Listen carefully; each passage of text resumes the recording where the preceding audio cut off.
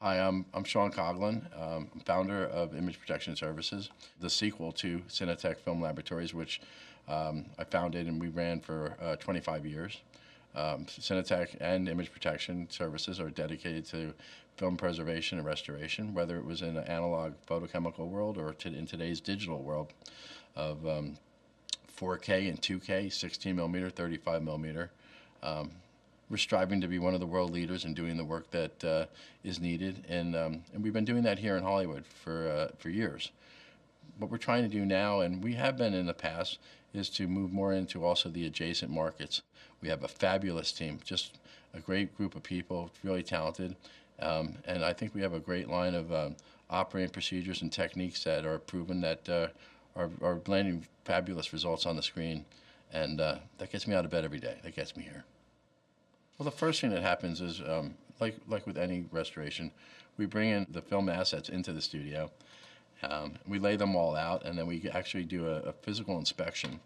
We check for dimensional characteristics on the film, which is shrinkage. We look for any defects and artifacts that are sitting on there, any mold.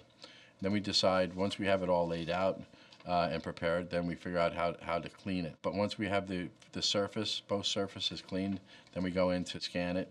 And scanning is a process for us where we actually go in and we register each frame again and take a photograph of each frame.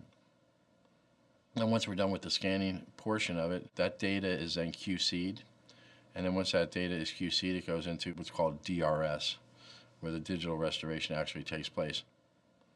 You know, a lot of people can go out and grab money and buy a scanner. That can happen.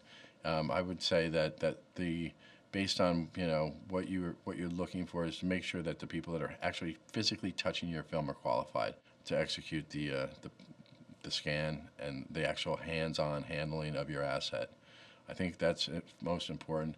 Once you have that, what level are you scanning at? What level are you capturing that image? You know, there's based on where you're going to go with that image, you can get away with a lower resolution. We try to tell our clients we should always scan at the highest possible resolution, based on what the science that we know, whether it's 2K or 4K.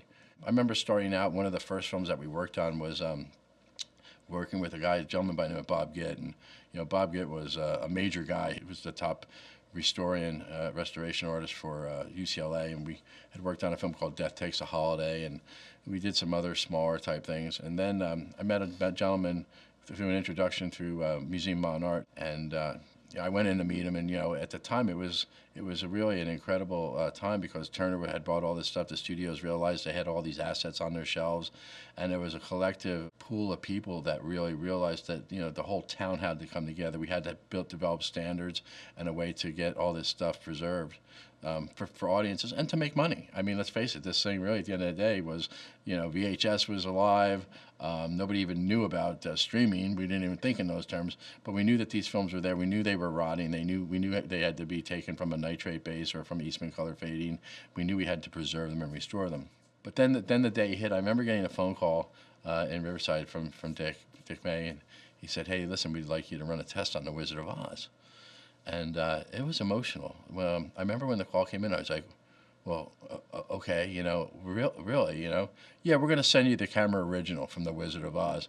I'm like, okay, we'll be right there to pick it up, So, and I remember bringing into the room, there were 4 or 5 people there working, and we took the film out of the cans, and we actually put it up on a rewind, and then it really struck you.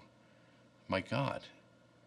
There's the original negative on The Wizard of Oz, and you're running it, and it's like you could hear it running through the synchronizer, and it was silent in the room. The only thing you could hear was people breathing and the film running through that synchronizer, and it was extraordinary. And then once we got done with that, then you clean the film and you start running your initial tests, and that's when I realized what 3-strip Technicolor was, when those first tests started hitting the screen. And there was just something about those black and white negatives and the reproduction of those images onto Eastman color print and direct on the screen. It was an extraordinary experience, and it took multiple times to get the film through and to make it look right. But once it was done, and Dick May called and said it was just absolutely gorgeous, and people were watching it and they thought it was spot on. It was a game changer for us, and it changed my life. The other studios started taking notice, and we were able to get more work. And I think I woke up 20-something years later, and still working on film, but it just was a period of time. Again, lucky, yes. Timing, important, yes. But the journey of getting there and being where we're at today on the digital front, it's the same experience with these digital tools that we could never dream about doing things that we did in the photo lab then. So everything has been evolving, and I think that's what's important about what we're trying to do now, and what I'm speaking about is that all images are important. We want to bring the Hollywood experience of what we've done in preservation and restoration, both analog and digital, both at Cinetech and at Image Protections, and bring that into the adjacent market. Images are images. If we can learn from them and we can make the world a better place, we can educate the next generations to come and hopefully not make the same mistakes twice. I'm in.